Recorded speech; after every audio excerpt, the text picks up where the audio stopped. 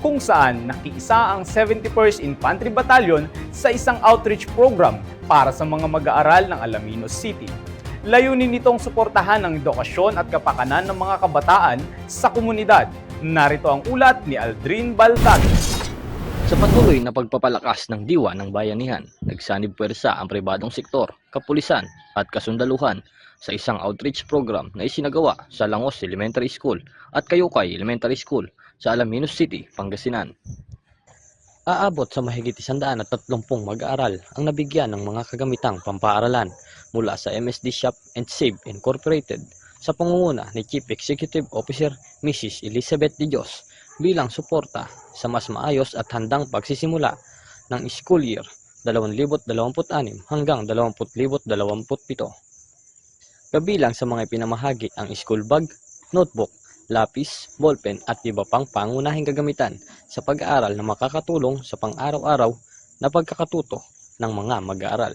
Hindi naging hadlang ang layo at kondisyon ng lugar upang maihatid ang tulong, lalo na sa Langos Elementary School na matatagpuan sa isang isla.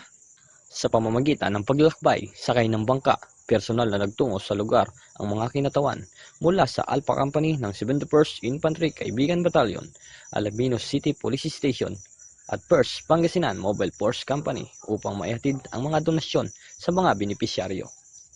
Ang hakbang na ito ay patunay na ang konkretong pagkilos ng mga ahensya ng pamahalaan at pribadong sektor upang matiyak na walang mag-aaral ang mapag-iwanan, lalo na sa mga malalayo at liblib na komunidad.